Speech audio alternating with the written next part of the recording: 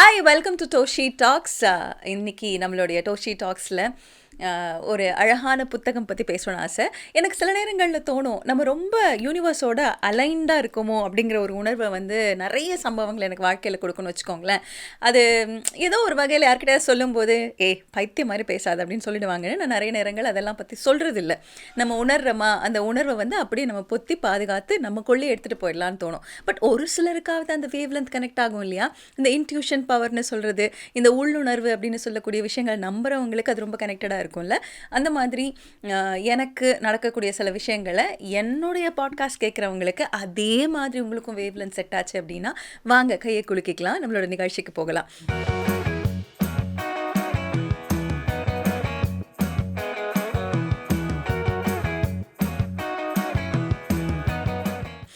இந்த book fair, அதாவது இந்த 2026 புக் ஃபேருக்கு நான் எங்கள் டீமோட போயிருந்தோம். அந்த விலாகும் வரும், வி ஆர் வெயிட்டிங்.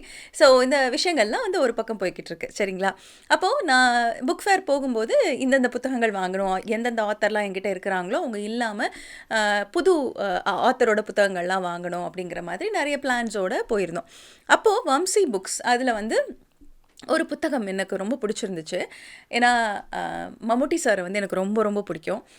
நிறைய படங்கள், நீ மலையாள படங்கள் அவரோடது பார்த்துருக்கீங்களா அப்படின்னு கேட்டிங்கன்னா, இல்லை, கொஞ்சம் படங்கள் தான் நான் அவரோட மலையாள படங்கள் பார்த்துருக்கேன். பட் தமிழையும் ரொம்ப பிடிக்கும். பட் நம்ம நிறைய ரீல்ஸ்லேயோ இல்லை நிறைய சின்ன சின்ன வீடியோஸ்லேயோ நம்ம ஃபாலோ பண்ணிக்கிட்டே இருப்போம்ல. அடிக்கடி யூடியூப்பில் சின்ன சின்ன மலையாள படத்தோட காட்சிகள் எல்லாம் போட்டு பார்க்குறது உண்டு. ஸோ சிலர் அவங்களுடைய என்ன சொல்கிறது, அவங்களோட பொட்டென்ஷியல் எந்த அளவுக்கு இருக்குது, எந்த அளவுக்கு மெஸ்மரைஸ் பண்ணுது அப்படிங்கிறது உணரணும் அப்படின்னா மம்முட்டி சாரோட ஒர்க்கை கொஞ்சம் க்ளோஸாக பார்த்தோம்னாலே நம்மளால் உணர்ந்துக்க முடியும். அதுவும் காதல் த கோர் படம் பார்க்கும்போது ஒரு ஹியூஜ் ரெஸ்பெக்ட் இருந்துச்சு. ஏன்னா ஒரு சூப்பர் ஸ்டார் அந்தஸ்தில் இருக்கிறவங்க ஒரு கேவாக நடிக்கிறதுக்கு முயற்சி பண்ணுவாங்களா அப்படின்னு கேட்டால் நிறைய பேர் அது பண்ணுறது இல்லை, சில எக்ஸப்ஷன்ஸ் உண்டு. ஸோ அந்த மாதிரி தன்னுடைய என்ன சொல்கிறது, தன்னுடைய இமேஜ் அப்படிங்கிற ஒரு விஷயத்தை தாண்டி கலையை ரொம்ப நம்பக்கூடிய கலைஞர்களால் மட்டும்தான் முடியும். அண்ட் இந்த ஜெண்டர் ஃப்ளூயிடிட்டி சார்ந்த விஷயங்கள் மலையாள சினிமாவில் ரொம்ப ரொம்ப அதிகமாக வரவேற்கக்கூடிய ஒன்றாகவே தான் இருக்குன்னு வச்சுக்கோங்களேன். ஸோ அந்த வகையில் மம்முட்டி சாரோட காதல் த கோர் படம் பார்த்துட்டு ஓ மை காட், எப்படிப்பட்ட ஒரு மனிதர் இல்லை, இது நிச்சயமாக ஒரு மாபெரும் கலைஞனால் மட்டும்தான் முடியும் அப்படின்னு நான் ரொம்ப தீர்க்கமாக நம்பினேன். அதுக்கப்புறம் களம் காவல், இந்த பக்கம் பையன் துல்கர் சல்மான் ஒரு பக்கம் நடிச்சிட்டு இருக்கும்போது அவரை பலவித ரோல்ஸை நம்ம பார்த்துட்டு இருக்கும்போது, இந்த பக்கம் அப்பா பாருங்களேன், அதாவது சொல்லுவாங்க, இன்றைக்கி குட்டி 16 அடி பாய்தான்லாம் எனக்கு தெரியாது, பட் அப்பாக்கள் 64, 104, 204 எத்தனை வேணால் வச்சுக்கோங்க, அத்தனை அடி பாஞ்சு ஒரு ஒரு என்ன சொல்கிறது, ஒரு லைனை செட் பண்ணிகிட்டே போய்கிட்டே இருக்காங்க. இதை தாண்டி வாங்க, இதை தாண்டி வாங்க, இதை தாண்டி வாங்கன்னு சொல்லி, not only for the children, for the entire cinema community அப்படின்னு சொல்லணும்னா மம்முட்டி சார் எனக்கு ஒரு மிகப்பெரிய எக்ஸாம்பிளாக தெரியுவாங்க. ஏன் இவ்வளோ பேசுகிறேன் அப்படின்னு கேட்டிங்கன்னா, நான் இந்த புக் ஃபேரில் சூஸ் பண்ணின இந்த புக்கு தான் அதுக்கு காரணம். 3ஆம் பிறை வாழ்வனுபவங்கள் பை மம்முட்டி. இது ஆக்சுவலி காழ்ச்சப்பாடு அப்படின்னு சொல்லிட்டு மலையாளத்தில் அவர் எழுதின ஒரு புத்தகம். அதை தமிழில் KV ஷைலஜா எழுதியிருக்கிறாங்க. மம்முட்டி அவர்களுடைய லைஃப்பில் நடந்த நிறைய விஷயங்களோட ஒரு சமூக பார்வையோடு சேர்த்து எழுதப்பட்ட ஒரு புத்தகம். அவ்வளோ ஹானஸ்ட்டாக, அவ்வளோ டிரான்ஸ்பரண்ட்டாக, அதாவது எல்லாருமே தன்னை ஒரு பெரிய நடிகனாக நான் ரொம்ப நல்லவன் அப்படிங்கிற மாதிரி காட்டிக்கணும்னு முயற்சி பண்ணக்கூடிய டைமில் நம்ம எல்லாருக்குள்ளேயும் சின்னதான ஒரு கிரே இருக்கும்ல. ஸோ லைஃப் அதில் நமக்கு நிறைய மனிதர் முகங்களை காட்டி உனக்குள்ளே இது சரியாக இல்லை, நீ இதை மாற்றிக்கோ அப்படிங்கிற மாதிரி நிறைய சுச்சுவேஷன்ஸ் கொண்டு வரும்ல. அந்த மாதிரி நாளுக்கு நாள் அவர் எப்படி ஒரு பெட்டர் பர்சனாக தன்னை அக்செப்ட் பண்ணிக்கிட்டாரு அப்படிங்கிற மாதிரி தெரிஞ்சோ தெரியாமலோ ரொம்ப அப்படி ப்ரீச்சியாக இல்லாமல் அழகாக சொல்லப்பட்ட ஒரு புத்தகம் தான் இந்த மம்முட்டியின் வாழ்வனுபவங்கள் 3ஆம் பிறை அப்படிங்கிற புத்தகம். சரி, இப்போது நம்ம எல்லாருக்கும் ஏதோ ஒரு கம்ப்ளைண்ட்ஸ் இருக்கும்ல நம்மளோட பேர் மேலே. ஐயோ, எனக்கு இந்த பேரே பிடிக்கல, எனக்கு வேறு ஏதாவது பேர் வச்சுருக்கலாம்ல அப்படின்னு தோணும். சரி இருங்க, பேருக்கு போகிறதுக்கு முன்னாடி இன்னொரு முக்கியமான விஷயம், இந்த யூனிவர்ஸோட வெல் அலைண்டாக இருக்கேன்னு என்னென்னோ கதையெல்லாம் ஒட்டி, இப்போ எதுக்கு நீ அதையெல்லாம் சொன்ன, இங்கே வா, கமான் டெல் மீ அப்படின்னு நீங்கள் என்ன கேட்கலாம். இந்த புக்கை அவுட் ஆஃப் நோவேர் நான் சூஸ் பண்ணேன், ஓகே. ஆனால் எனக்கு ரொம்ப பிடிச்ச விஷயம் என்னென்னு கேட்டிங்கன்னா, இந்த புக்கை நான் சூஸ் பண்ணி நான் வீட்டுக்கு இந்த வருடத்தின் முதல் புத்தகமாக 3ஆம் பிறை மம்முட்டியின் வாழ்வனுபவங்கள் படித்து முடித்து வைக்க போகிற நேரத்தில் மம்முட்டி சாருக்கு பத்மபூஷன் விருது அறிவிக்கப்பட்டிருக்கு. ஐ எம் லைக் வாவ், சே என்னவோ இருக்குல்ல அப்படின்ற மாதிரி தோணுச்சுன்னு வச்சுக்கோங்களேன். நான் இந்த புக்கை பற்றி பேசணும்னு நினச்சிட்டு இருந்தேன். But universe created a chance for me. தோ வச்சுக்கோ இந்தா அப்படின்ற மாதிரி எனக்கு கையில் கொடுத்துருந்தாங்க. ஸோ பத்மபூஷன் விருது பெற்றிருக்கக்கூடிய மகா நடிகர் மெகாஸ்டார் மம்முட்டி அவர்களுக்கு எங்களுடைய மனமார்ந்த வாழ்த்துக்களை தெரிவிச்சுட்டு இந்த பாட்காஸ்ட்டை தொடர்றேன். முகமது குட்டி அவர் தான் மம்முட்டி ஆயிடுச்சு. நம்மளுடைய மம்முட்டி சாரோட உண்மையான பேர் வந்து முகமது குட்டி. ஃபஸ்ட்டு அவருக்கு அந்த பேர் பிடிக்கவே இல்லையா, இது என்ன முகமது குட்டின்ட்டு ஒரு பேர், இது வந்து ஏதோ ஊர் நாட்டா பேர் மாதிரி இருக்குது, எனக்கு இந்த பேர் வேண்டாம் அப்படின்னு காலேஜில் படிக்கும்போது அவருக்கு ஒமர் ஷரீஃப் மாதிரி ஒரு பெரிய ஆக்டராக வரணும்னு சொல்லிட்டு எல்லாருக்கிட்டையும் என் பேர் ஒமர் ஷரீஃப் அப்படின்னு சொல்லி இன்ட்ரடியூஸ் பண்ணிப்பாரான். அப்போ ஒரு நாள் ரொம்ப தவறுதலாக அவருடைய புக்கில் இருந்து ஒரு ஐடி கார்டு ஒன்று கீழே விழுந்துருது. அந்த கீழே விழுந்த ஐடி கார்டை அவரோட ஃப்ரெண்டு சசிதரன் வந்து கையில் எடுத்துட்டு ஏய் எடா ரெண்டு பேர் முகமது குட்டியா அப்படின்னு கேட்குறாரு. உடனே அவருக்கு ஐயோ இத்தனை நாளாக ஊர் பூரா ஒமர் ஷெரீஃப்னு சொல்லிட்டு இருந்தேனே, இவன் திடீர்னு வந்து முகமது குட்டி அப்படின்னு போட்டு கொடுத்துட்டானே அப்படின்னு சொல்லிட்டு அந்த கூப்பிட்ட நேரம் பார்த்துக்கிட்டிங்கன்னா நமக்கு சொல்லுவோம்ல, சில பேர் வந்து நமக்கு ரொம்ப பர்சனலாக இருக்கும், க்ளோஸாக இருக்கும். ஃபார் எக்ஸாம்பிள் நம்ம ஊரில் வந்து இந்த கார்த்தி, செல்வம் அந்த மாதிரி பேரெல்லாம் வந்து ரொம்ப நம்ம பக்கத்துலேயே இருக்கிற மாதிரி ஒரு உணர்வு இருக்கும். சங்கர் இந்த பேர்லாம் பார்த்திங்கன்னா ரொம்ப காமன் நேம்ஸு. இதெல்லாம் வந்து நம்ம கார்த்தின்னு கூப்பிடுவோம். அப்புறம் அந்த கோபியை வந்து கோபி அப்படின்னு கூப்பிடுவாங்க. அந்த மாதிரி நமக்குள்ள இந்த ஊர் வழக்கில் கூப்பிடக்கூடிய பெயர்கள் வந்து இட் இஸ் வெரி பர்சனல். இல்லை, அது பர்சனலாக இருக்குங்கிறது வந்து மம்முட்டி சாருக்கு அப்போ தெரியல. அவருக்கு ஒமர் ஷரீஃப் அதான் ரொம்ப பெருசாக தெரிஞ்சுது. ஆனால் அந்த முகமது குட்டின்னு போய் அப்படியே மம்முட்டி ஆயிடுச்சு. அப்போது அவர் ஒரு வேளை அந்த பேரை ஒமர் ஷெரீஃப்னே வச்சுட்டு இருக்கலாம்னு நினச்சிட்டு இருந்திருந்தா இன்றைக்கி மம்முட்டிக்கு இருக்கக்கூடிய இந்த பிரபலமான ஒரு அன்பான ஒரு அங்கீகாரம் கிடச்சிருக்குமா இல்லையான்னு தெரியாது. ஸோ சில விஷயங்கள், சில பெயர்கள் வந்து நமக்கு பிடிச்சதா இல்லைனாலும் பிடித்தது மாதிரி மாற்றிக்கொள்வதற்காக இந்த யூனிவர்ஸ் ஏதோ ஒரு பிளெஸ்ஸிங்கை நமக்கு கொடுக்குது அப்படிங்கிற மாதிரி அவருடைய பெயர் உருவான கதையிலேருந்து ஆரம்பித்து இந்த புக்கு வந்து பயணம் பண்ணுது. மாம்டி, மம்முட்டி, மாமுட்டி இப்படிலாம் நிறைய பேர் கூப்பிடுவாங்க. ஆனால் முகமது குஞ்சே அப்படின்னு அப்பா அம்மா வாஞ்சையோடு கூப்பிடுவாங்க. இந்த பெயர் பற்றி இவர் எழுதியிருப்பார். It's just a name, right? நம்ம அதை எப்படி வாஞ்சையாக்குறோம், அன்பாக்குறோம், அதுக்கு எவ்வளோ உழைக்கிறோம் அப்படிங்கிறது தான் முக்கியமான விஷயமாக படுதுன்னு சொல்லியிருப்பார். இன்ஃபேக்ட் அவருடைய முதல் அழைப்பு ஃபார் சினிமா அவர் அட்வொகேட்டாக இருந்தபோது வந்தது இந்த முகமது குட்டி அப்படிங்கிற பெயருக்காக தான். அவர் வந்து அட்வொகேட்டாக பணி புரிஞ்சிட்டு இருக்கும்போது அவருக்கு ஒரு தபால் வருது. அந்த தபாலில் சினிமாவுடைய ஆடிஷனுக்காக அழைப்பும் வந்தது வந்து முகமது குட்டி, அதாவது மம்முட்டி என்கிற பெயருக்கு தான் அப்படின்னு சொல்லியிருப்பார். இந்த லைன் எனக்கு ரொம்ப பிடிக்கும், வாசித்து காட்டணும்னு ஆசைப்பட்டேன். பெயர்களை நாம் பிரியமானதாக மாற்றிக்கொள்கிறோம், ஆனால் என் பெயர் எல்லோராலும் உச்சரிக்கப்பட்டு எல்லோருக்கும் பிடித்தமானதாக மாறியிருக்கிறது. அழைத்தலின் பின்னுள்ள அன்பும் பரிவும் தான் பெயரை சந்தோஷமாக்குகிறது. என் பெயருக்கு இத்தனை பாசத்தை கொடுத்த எல்லோரின் அன்பை பொத்தி பாதுகாக்கவும் மேலும் அவர்களை ஆத்மார்த்தமாக நேசிக்கவும் தான் நான் சிரமப்பட வேண்டியிருக்கிறது. நடிப்பிலும் அரிதாரத்திலும் அதன் பின்னாலும் அந்த சிரமத்தை நான் புன்னகையோடு ஏற்றுக்கொள்கிறேன் அப்படின்னு எழுதியிருப்பார். முகமது குட்டி எல்லா இடத்துலையும் பேர் வந்துருச்சு. இப்போ நீங்கள்லாம் எனக்கு ஒரு அங்கீகாரம் கொடுத்துட்டீங்கல்ல, இப்போ நான் அதை தக்க வச்சுக்கணும்ல. அந்த அன்புக்கும் அந்த பாசத்துக்குமான, உங்களுக்கு பிடித்த பெயருக்குமான ஒரு நபராக நான் மாற வேண்டும்ங்கிறத தக்க வச்சுக்கணும்ல. அதுக்கு தான் புன்னகையோடு நான் உழைச்சிட்டு இருக்கிறேன் அப்படின்னு சொல்லுவார். அதுதான் மம்முட்டி சாரோட ஜேர்னி ஆரம்பிக்கக்கூடிய இந்த 3ஆம் பிறை புத்தகத்தில் முக்கியமான ஒரு பாகமாக நான் பார்க்குறேன். அதாவது ஃபஸ்ட்டு எபிசோடு இது தான். There lot of stories.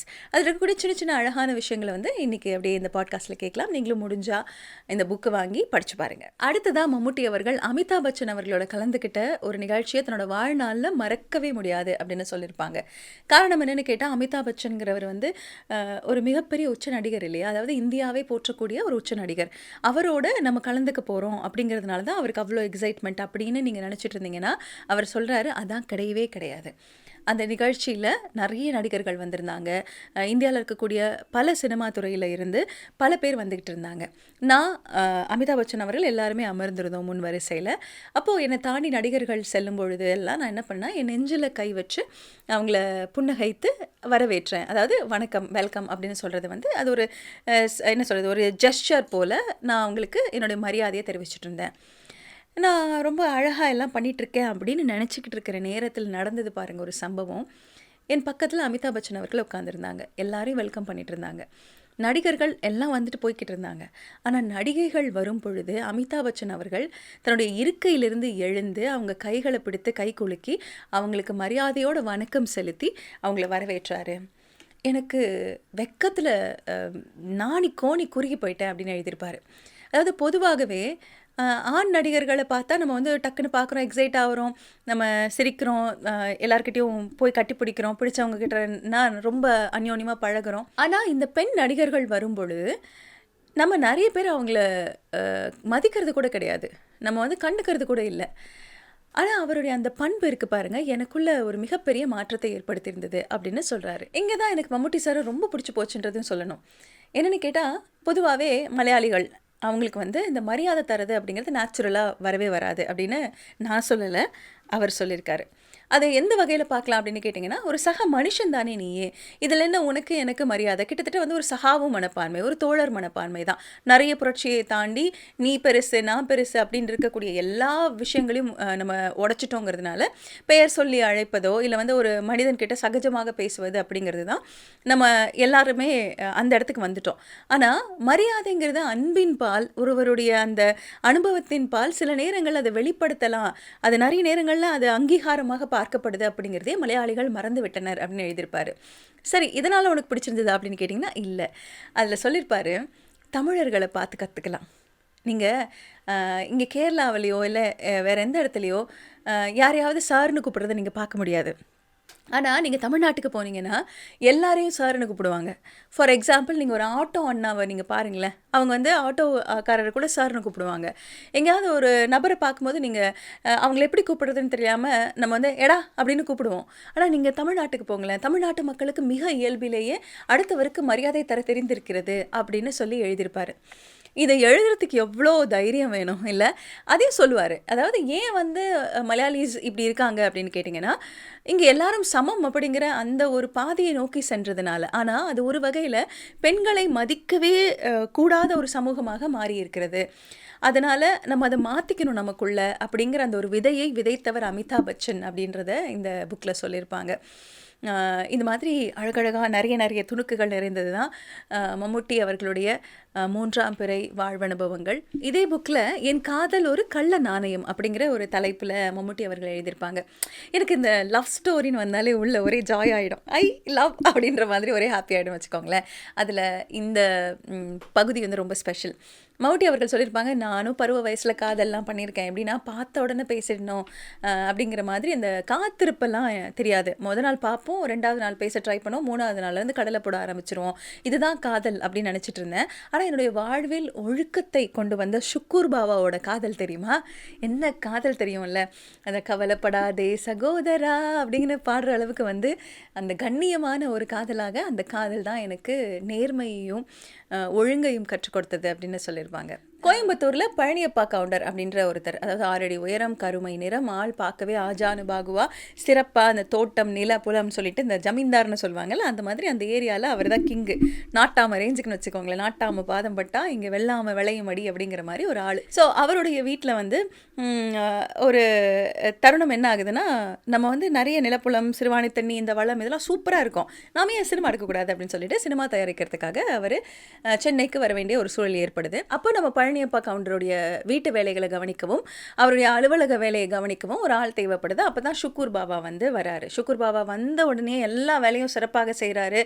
Palaniappa கவுண்டருக்கு என்ன வேணுமோ, எள்ளுனா எண்ணெயா, அவருடைய உலகம் முழுக்க ஷுக்கூர் பாபாவாக மாறி போகிற அளவுக்கு இவர் இல்லாமல் அவர் எங்கேயும் போக மாட்டார். இவருக்கு தெரியாமல் அவரது ஒன்றும் நடக்காது. அவ்வளோ நேர்மையான நியாயமாக அந்த என்ன சொல்கிறது, அந்த வீட்டையே மிக அமைதியோட, கர்வம் இல்லாமல் மிக அமைதியோட அது ஒன்றரை கலந்து கட்டி அமைக்கக்கூடிய ஒருத்தராக மாறி இருப்பாங்கல்ல, அந்த மாதிரி.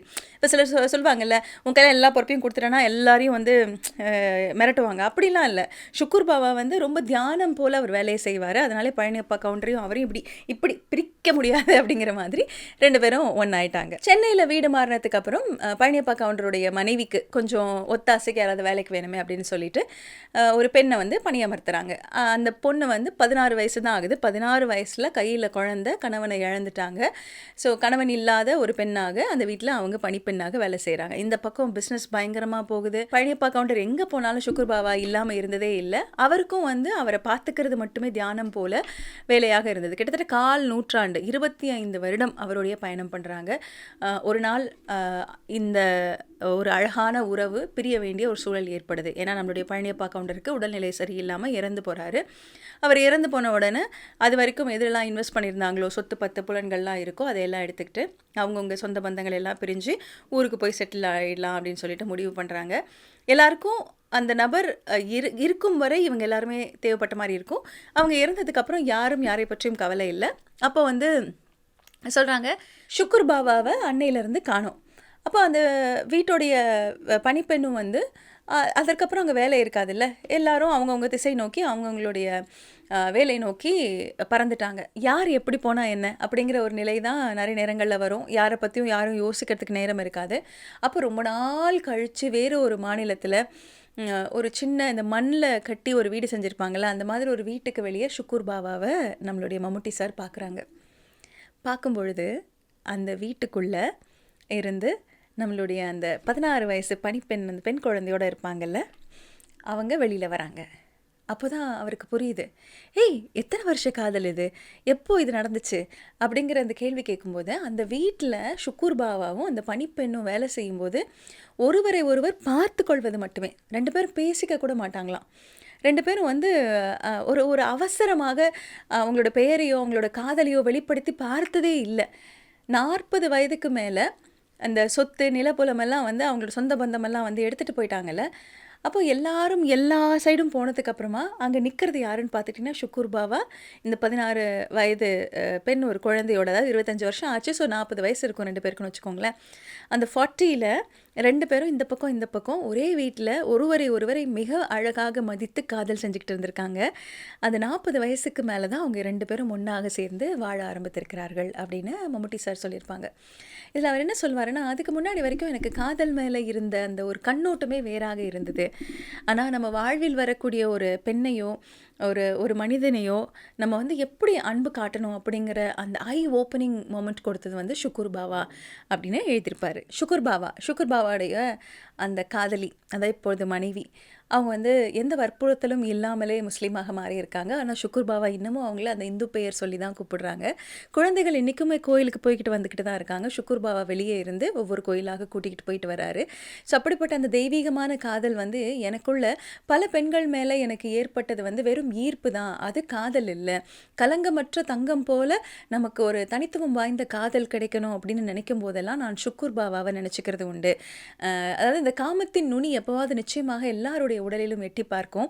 ஆனால் இது யாருடன் நம்ம இந்த வாழ்க்கையை நம்ம எடுத்துகிட்டு போக போகிறோம், எதற்காக நம்ம இவ்வளோ அரும்பாடுபடுறோம் அப்படிங்கிற அந்த ஒரு அன்பு இருக்குது பாருங்கள், அந்த அன்பு இஸ் வெரி இம்பார்ட்டண்ட் அப்படிங்கிறத வந்து இந்த கதையில் மம்முட்டி அவர்கள் சொல்லியிருப்பாங்க. இந்த கதையில் இன்னொரு கதை ரொம்ப சுவாரஸ்யமான கதை. ஒரு மலை பிரதேசத்தில் இவர் வண்டியை வேகமாக ஓட்டுறது ரொம்ப பிடிக்கும் அப்பப்போ. ஸோ வண்டி வேகமாக ஓட்டிகிட்டு போயிட்டு இருப்பார். அப்போ ஒரு பொண்ணு அந்த பக்கமாக ஸ்கூட்டர் தள்ளிட்டு போயிட்டுருக்கோம். அப்போ திடீர்னு பார்த்தா ஒரு ஆஜானு பாகமான ஒரு 6 அடி உயரம் இருக்கக்கூடிய ஒரு ஆள் அந்த பெண்ணுக்கிட்ட வாக்குவாதத்தில் ஈடுபடுவான். கார்லேருந்து பார்க்கும்போது சண்டை போடுறது நமக்கு தெரியும்ல. ஸோ ஒரு மாதிரி அந்த வண்டியை பிடிச்சி இழுக்கிறதும் அந்த பெண்ணை வந்து அந்த வண்டியை பின்னாடி இழுக்கிறதுமா இருக்கும். கொஞ்சம் மங்குன இரவு நேரமாக அப்போது இவருக்கு வந்து தனியாக இறங்கலாமான்னா அப்போ கூட இருக்க டிரைவர் சொல்லுவாராம். டிரைவரை உட்கார வச்சு இவர் ஓட்டிகிட்டு வருவார். இவருக்கு கார் ஓட்டுறது ரொம்ப பிடிக்கும் அப்படிங்கிறதுனால டிரைவரை பார்த்து கேட்பாரா, நம்ம நிறுத்தலாமா அப்படின்னா, ஐயோ வேணாம், இங்கே வந்து யாருமே இல்லை, இது வந்து ரொம்ப இக்கட்டான ஒரு இடம் மாதிரி இருக்குது, நம்ம போயிடலாம் அப்படின்னு சொல்லும்போது அவர் சொல்கிறது சரின்னு படுதுன்னு சொல்லி வண்டியை வேகமாக எடுத்துகிட்டு போயிடுவாராம். அப்போது ஒரு இடத்துக்கு போனதுக்கப்புறம் தான் அவருக்கு தோணுமா, நம்ம இந்த இடத்த தாண்டி இப்படி போயிட்டோன்னா நமக்கு வந்து மனசாட்சி உறுத்தும்ல, நம்ம அட்லீஸ்ட் திரும்பி போய் பார்க்கலாம் அப்படின்னு சொல்லிட்டு டிரைவர் சொல்ல கேட்காம காரை திருப்பிக்கிட்டு மம்முட்டி அவர்கள் அந்த இடத்துக்கு வருவாங்க. வரதை பார்த்தா அந்த பொண்ணு வந்து பின்னாடியே ஸ்கூட்டர் பின்னாடி வேகமாக ஓடி வந்துக்கிட்டே இருக்கும். இந்த 6 அடி ஆள் வந்து அந்த ஸ்கூட்டரை இழுத்துட்டு வந்து அப்படியே இழுத்துகிட்டே வந்துட்டு இருப்பார். அப்போது ஒரு வீடு இருக்கும். அந்த வீட்டில் வந்து ஒரு கதவில் வேகமாக எட்டி உதைப்பார். உதச்சத பார்த்த உடனே அந்த கதவு கழட்டிட்டு போயிடும். அப்புறம் அந்த ஸ்கூட்டர் குடுத்துட்டு, அந்த ஆள் எங்கேயோ போயிடுவாரு. அதுக்குள்ள மம்முட்டி அவர்கள் இறங்கி, என்ன விஷயம்?" அப்படின்னு கேட்கும்போது, அந்த வீட்ல இருந்தவர் சொல்லுவாராம், "நான் இங்க மெக்கானிக் ஷெட்டு வச்சிருக்கேன். என்னுடைய ஓனர் வந்து இந்த மாதிரி வெளிய போயிருக்காரு. இன்னைக்கு வந்து ரிப்பேர் பண்ண முடியாது. அந்த 6 அடி உயரம் இருக்காருல்ல, அவர் வந்து கொஞ்ச நேரத்துக்கு முன்னாடி இந்த மாரி ஒரு பொண்ணு அங்க நிக்குது. அந்த பொண்ணுக்கு உதவி பண்ணணும்னு சொல்லி ஃபோன் பண்ணாரு. அவர் பாட்டுக்கு கடைய பூட்டிட்டு போயிட்டாரா, அந்த பொண்ணு இந்த நேரத்தில எங்க போகும் அப்படின்னு சொல்லிட்டு அந்த பொண்ணுகிட்ட, "வாம்மா வண்டி கொண்டு வந்து விடுன்னா" அது பயந்துகிட்டு வரல. அப்புறம் அதுகிட்ட, "நீ தனியாலாம் விட்டு போக முடியாதுன்னு" வாக்குவாதம் பண்ணி அந்த வண்டிய கொண்டு வந்து இங்க விட்டுட்டு, அந்த பொண்ண பத்திரமா விடணும் அப்படிங்கிறதுக்காக தான் இவ்ளோ வாக்குவாதம் நடந்துச்சு அப்படின்னு சொல்லும்போது, மம்முட்டி அவர்களுக்கு வந்து, ச்சே! நம்ம ஒரு நிமிஷம் இவன கெட்டவன்ல நெனச்சோம். அவன் அந்த சீன் பாருங்க, அந்த காட்சி அவன் வண்டிய இழுக்கிறதும், அந்த பொண்ணு இழுக்கிறதும், நம்ம பார்க்கும்போது இவன் ஏதோ வம்பு பண்றான். சரியான களவாணி பயலா இருப்பான் போல அப்படிங்கிற மாரி தான் நெனச்சிருப்போம். அப்ப அவரு சொல்வாராம், அதுதான் இந்த ஆள் வந்து குடுத்துட்டு போனாருன்னு. சரி, அதுக்கு குடுத்துட்டு போக வேண்டியது தானே. எதுக்கு அந்த ஆள் வந்து கதவ எட்டி உதைச்சான்னா, ஒரு மலைப்பிரதேசத்தில இருக்கக்கூடிய ஒரு மெக்கானிக் ஒரு பொண்ணுக்கு பிரச்சனைன்னா வரணும்ல, வரல அப்படின்னு சொல்லிட்டு எட்டி உதைச்சாரு. அப்படியா? யார் அவரு? அப்படின்னு கேட்டா, அவர தெரியலையே. அவர் தான் ஆக்ஷன் பாபு அப்படின்றாங்க. என்னது ஆக்ஷன் பாபுவா? என்ன சொல்ற? ஆமாமா, சினிமா ஷூட்டிங்லலாம் நடிப்பாரே அப்டின்னோனே, என்னடா சொல்ற? அப்டின்ற மாதிரி இருந்திருக்கு மம்முட்டி சாருக்கு. என்னடா காலையிலேருந்து அன்னைக்கு ஷூட்டிங்கில இவரு ஹீரோவாக, அவரு வில்லனாக அங்க வந்து நடிச்சிட்டு இருந்திருக்காங்க. அதாவது இவர் போடுற அடிக்கெல்லாம் அடி வாங்கின ஒரு ஆஜானுபாகுவான ஒரு ஆள். ஒரே அடியில கதை உடைஞ்சிட்டு போச்சுல்ல, அந்த ஆள் தான் ஆக்ஷன் பாபு. அப்ப அவருக்கு மனசுல தோணுச்சாம், இதுல யாரு ஹீரோ? யாரு வில்லன்? ஆ? நம்ம வந்து ஒரு நிமிஷம் பயந்தோம். இருந்தாலும் மனசு கேட்காம திரும்ப வந்தோம். ஆனா, அந்த நேரத்துல எது தேவையோ அத செய்றான் பாரு, அவன் தானே ஹீரோ. ஆக்ஷன் பாபு வில்லனா? அப்படிங்கிற மாரி எழுதியிருப்பாரு. ஒரு ஹீரோக்கு எவ்ளோ கட்ஸ் வேணும் இந்த விஷயத்த பகிர்றதுக்கு. That's why I respect Mammootty sir. இந்த மாதிரி இதில நெறைய அழகான கதைகள் இருக்கு. நெறைய காதல் இருக்கு. நெறைய அனுபவங்கள் இருக்கு. இதெல்லாம் நீங்க வாங்கி படிச்சு பாருங்க. இல்லன்னா வரக்கூடிய நாட்கள்ல என்னோட பாட்காஸ்ட்ல நீங்க அதையெல்லாம் அப்படியே அங்கே இங்க அப்படியே கேட்பீங்க. ஸோ நான் சொன்ன மாதிரி அ மகாநடிகன் மம்முட்டி அவர்களுக்கு பத்மபூஷன் விருது பெற்ற மம்முட்டி சார் அவர்களுக்கு எங்களுடைய வாழ்த்துக்கள தெரிவிச்சுக்கிறோம். இந்த புக் வந்து நீங்க வாங்கி படிங்க. நிச்சயமா உங்களுக்கு ஏதாவது ஒரு வகையில ஹெல்ப்ஃபுல்லா இருக்கும். மறுபடி இதோட கன்டினியூவேஷன் பாட்காஸ்ட்ல நான் உங்கள சந்திக்கிறேன். இந்த பாட்காஸ்ட் உங்களுக்கு பிடிச்சிருந்ததுன்னா toshitoks@gmail.comக்கு உங்களோட கருத்துக்கள அனுப்பி வைங்க. டோஷிலா என்னோட ஃபேஸ்புக் பேஜ். எல்லா இடத்துலயும் TOSHILA டோஷிலான்னு போட்டா இந்த மூஞ்சி தான் வரும். அது எதுலலாம் இருக்கேனோ அதெல்லாம் ஃபாலோ பண்ணிக்கோங்க, சப்ஸ்கிரைப் பண்ணிக்கோங்க. அண்ட் தேங்க் யூ ஃபார் வாட்சிங்.